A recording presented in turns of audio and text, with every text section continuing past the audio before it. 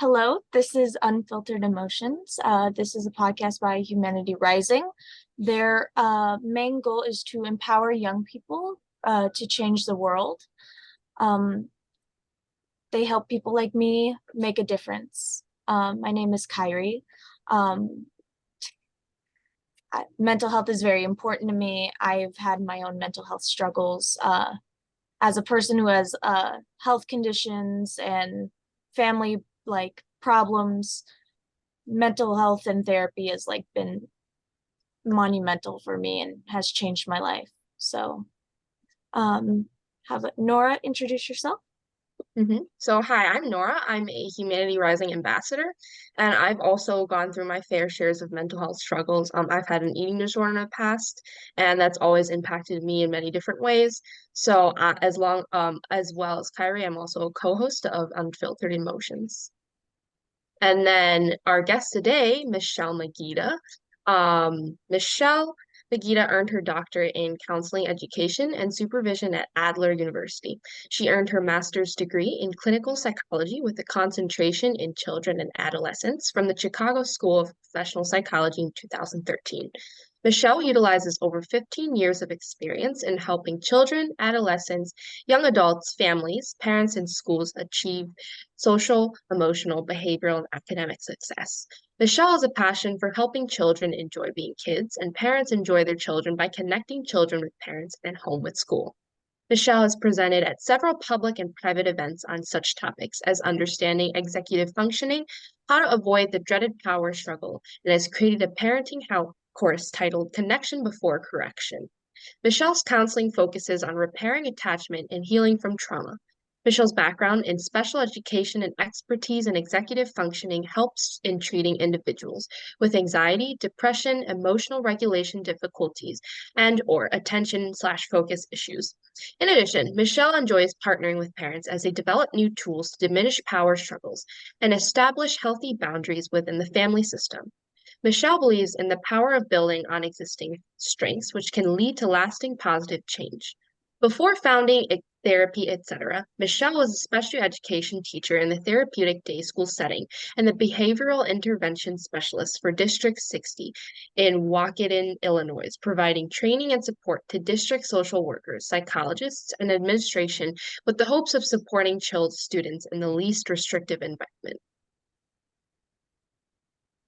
Thank you so much. I'm really excited to be here. And as soon as I learned about Humanity Rising, I knew that I needed to partner with them.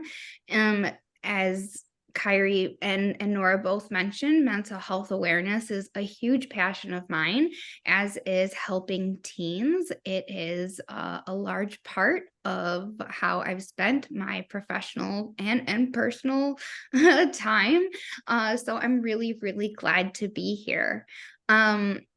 Unfiltered Emotions was a concept that was brought to me to bring awareness on various mental health related topics to teens across the nation, utilizing this amazing platform while we work together to break the stigma. This series will cover numerous topics, including understanding what mental health and mental well-being is, self-care, understanding suicidality, recognizing that you're not alone, and learning what is normal, when it's okay to not be okay, and when not okay is not okay. And then we'll also learn grounding techniques to help in the moment. So thank you so much for letting me be a part of this process. Yeah, of course. Yeah. It's an honor to have you here. So let's get started. So mental health is very important, especially for high school students. I personally was able to get access to healthcare, like my mental health, and my parents were fully supportive of that and were willing to help.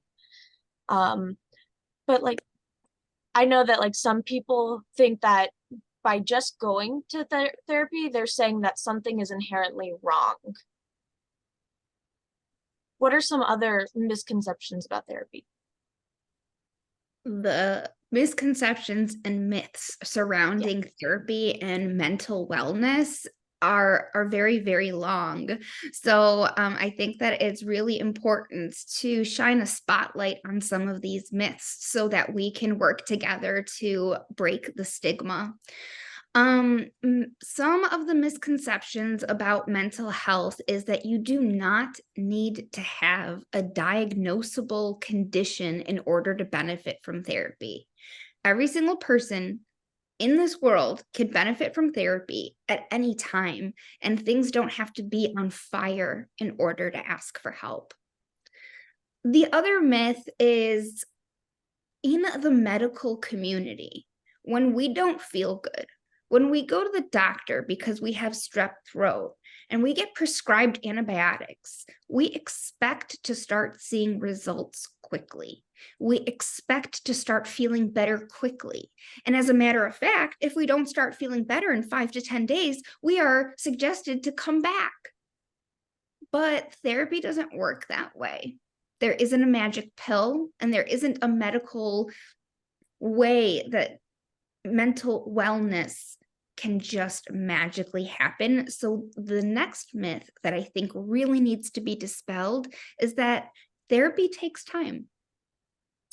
And lastly, I think it's really important to understand you do not need to suffer a certain amount before asking for help or getting support. As soon as it gets hard, if you're in class and you are confused, you're allowed to raise your hand in the moment and get help. So if we can get immediate help for academic needs, we should also be able to get immediate help for mental health needs. Yeah. Right, and I think that's so important because I've even heard the term used that everyone should go to therapy, in fact. And so, with seeking professional help, where do you think would be the best areas or places to find professional help? And how can we ensure that we are safeguarding our own mental health when doing so? That's a really good question. So, the first thing is rely on your village, rely on your people, rely on your adults. You do not have to know what to do. You do not have to drive this train. Your responsibility isn't in finding the help, it's in asking for help. And so that's another misconception that I think is very, very important to note. It is not your responsibility to know how to fix this. It's not your parents' responsibility to know how to fix it either. I went to school for a total of 9 years and have been doing this for over 17 years. And that's why I know what to do. I don't know anything about IT. I don't know anything about anything that has buttons or needs to be powered to be turned on. And I would certainly hope that my clients wouldn't expect me to know how to do that. Right. So we Yeah. wouldn't expect parents to know how to do that necessarily. And we definitely wouldn't expect teens to know how to do that. So my first piece of advice is lean on your tribe. So that means talking to your parents, talking to your school social worker, your school counselor. They have referral lists. Talk to your friends. Maybe they're in therapy. Maybe they like their therapist. Talk to your parents. Maybe their friends' children are in therapy and they have a referral. You can also look online. There are places like psychologytoday.com where you can put in as many filters as you want or need in order to find the right therapist for you. So that could be your zip code, the insurance that you have, or the gender, the specializations. Let's say you want to work with a male teen wants to work with a male therapist, then you can filter that. If you want to work with a therapist that is LGBTQ friendly, you can filter for that as well. So there are resources online. For those that have insurance, you can also, again, have your parents help with this, but you can go through your insurance to get a list of qualified mental health professionals in your area based on zip code, in network with your insurance, and they can do those filters as well. Be vocal is my next piece of advice. And it's okay to find a good fit. It is okay to not vibe with the first therapist that you start working with or meet. And just like you can meet someone, think you're going to be great friends, and then after hanging out for a bit, you're like, actually, maybe more in like acquaintance, distant social situations, and not so much my inner circle, but they're cool, right? So, and the same thing with therapists. Just because it's not a right fit doesn't mean it's a bad therapist, and it certainly doesn't mean that there's anything wrong with you. You are allowed to shop around if you want to, interview some therapists, do the first initial session, have 3 initial sessions with 3 different therapists, see what works for you, be vocal, be loud, advocate for yourself, and never stop. Yeah, I worked with my parents and had them pull up their insurance so I can find one that worked for me, because in my family, mental health is very important. My mom is in therapy, my sister's in therapy, my brother's in therapy, my whole family is in therapy because we believe it's just so important to be getting that help, especially when you need it. But I also know that I was one of those people who thought I didn't go through enough and I didn't deserve therapy. Like that is a real, like, that is an understandable thing to think, especially when people around you, you know, are going through much worse. And you're like, why do I feel as bad as I do feel? The constant comparisons to people around you. Yes, absolutely. And I have heard that before. Did you know that it only takes 2 inches of water to drown? So if we have 2 people that are mourning the loss of 2 loved ones, one person drowned in a puddle, the other person drowned in the middle of an ocean, are either of them less dead? No. Does the grief of their loved ones matter any less because of the amount of water that caused their suffering and subsequent death? You do not have to suffer a certain amount. Yeah. That's something I'm working through with my therapist. I really do like her. I'm actually seeing a different one now.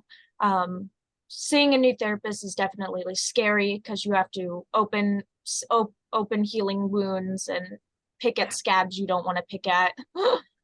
You have to bring up stuff you don't want to bring up, and that's always the main fear. But scar tissue and physical therapy. Yeah.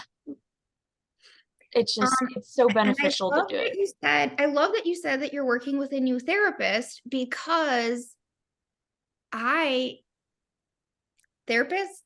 jokingly say the best therapists have therapists, but throughout my life, I have had various therapists for the different chapters of my life.